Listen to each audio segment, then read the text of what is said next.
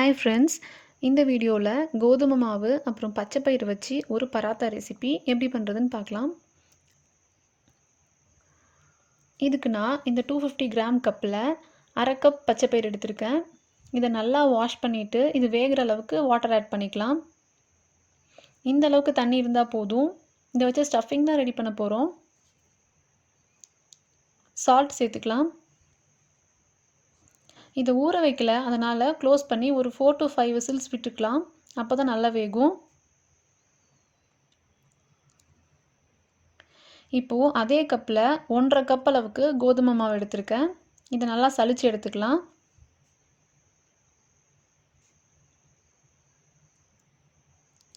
சலிச்சிட்டு salt சேர்த்துக்கலாம். கலருக்காக கொஞ்சமாக மஞ்சத்தூள் சேர்த்துக்கலாம். 1 ஸ்பூன் ஆயில் சேர்த்துக்கலாம். இதை நல்லா மிக்ஸ் பண்ணிவிட்டு கொஞ்சம் கொஞ்சமாக தண்ணி சேர்த்து நல்லா சப்பாத்தி மாவு பதத்துக்கு பிசைஞ்சு எடுத்துக்கலாம்.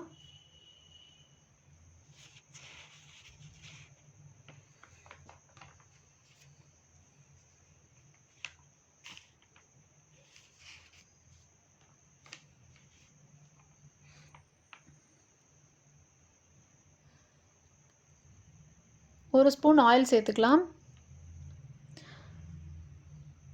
இதை க்ளோஸ் பண்ணிவிட்டு ஒரு 20 மினிட்ஸ்க்கு அப்படியே ஊற விட்டுறலாம். இப்போது பச்சை பயிறு வெந்திருக்கும். இதை நல்லா மசிச்சுட்டு ஆறினோன்னே வேறு பவுலில் மாற்றிக்கலாம். சப்போஸ் வாட்டர் அதிகமாக இருந்துச்சுன்னா இதை மசிக்கிறதுக்கு முன்னாடியே அதை கொஞ்சம் வடித்து எடுத்துக்கோங்க.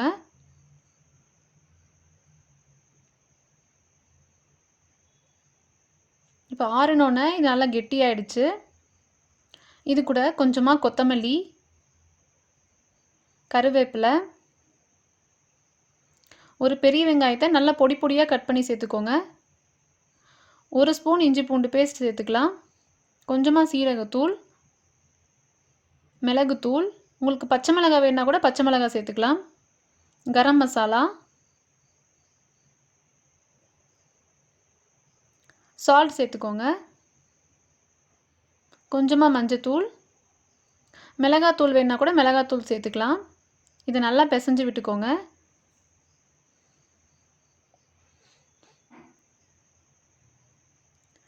ஸ்டஃப் பண்ணுறதுக்கு இந்த மாதிரி எல்லாத்தையும் உருட்டி எடுத்துக்கலாம். மாவு நல்லா ஊறினதுக்கப்புறம் இதை நல்லா பிசைஞ்சு விட்டுக்கலாம்.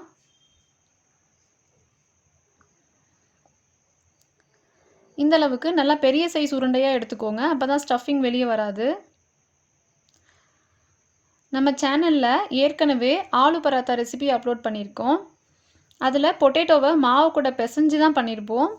அதையும் இதே மெத்தடில் ஸ்டஃப் பண்ணியும் பண்ணலாம். அந்த வீடியோ பார்க்காதவங்க மேலே ஐ ஆப்ஷனில் கொடுக்குறேன், பாருங்கள்.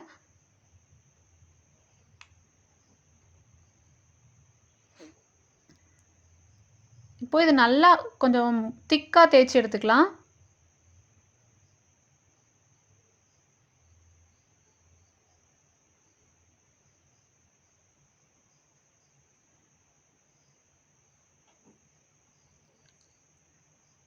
ஸ்டஃபிங்கை இப்படி உருட்டி வச்சுட்டு நல்லா எல்லா சைட்ஸும் கவர் ஆகிற மாதிரி மடித்து விட்டுறலாம். மடிக்கிறப்போ மேலே மாவு அதிகமாக வந்துச்சுன்னா அதை எடுத்துட்டு அடுத்த உருண்டையோட கூட சேர்த்துக்கோங்க. இப்போ எனக்கு இது கரெக்டாக இருக்குது.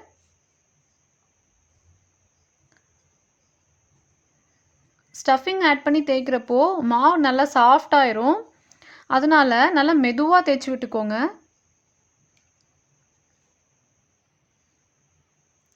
ரொம்ப ப்ரெஸ் பண்ணி தேய்க்கக்கூடாது.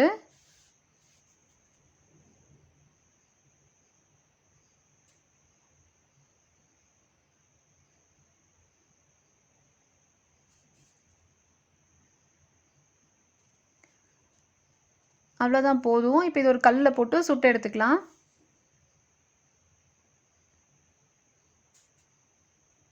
கல் நல்லா சூடானதும் ஆயில் சேர்த்துக்கலாம். நெய் சேர்த்திங்கன்னா இன்னும் ரொம்ப நல்ல டேஸ்ட்டாக இருக்கும், நல்ல வாசனையாகவும் இருக்கும். 2 சைட்ஸும் செவந்து வர வரைக்கும் நல்லா திருப்பி விட்டுக்கோங்க.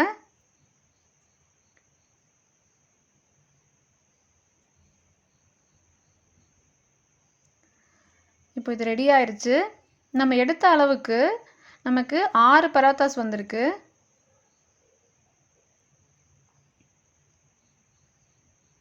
இது பார்க்குறதுக்கு கொஞ்சம் திக்காக இருக்கும். பட் பாருங்கள் எவ்வளோ சாஃப்டாக இருக்குன்னு. இது நல்ல டேஸ்ட்டாக இருக்கும். பச்சை பயிறு சாப்பிடாத குழந்தைங்களுக்கு செஞ்சு கொடுத்தீங்கன்னா கூட ரொம்ப விரும்பி சாப்பிடுவாங்க. நீங்களும் இதே மாதிரி ட்ரை பண்ணி பாருங்கள். இந்த வீடியோ பிடிச்சிருந்தா லைக் பண்ணுங்கள், ஷேர் பண்ணுங்கள், சப்ஸ்கிரைப் பண்ணுங்கள், கமெண்ட் பண்ணுங்கள். தேங்க்யூ.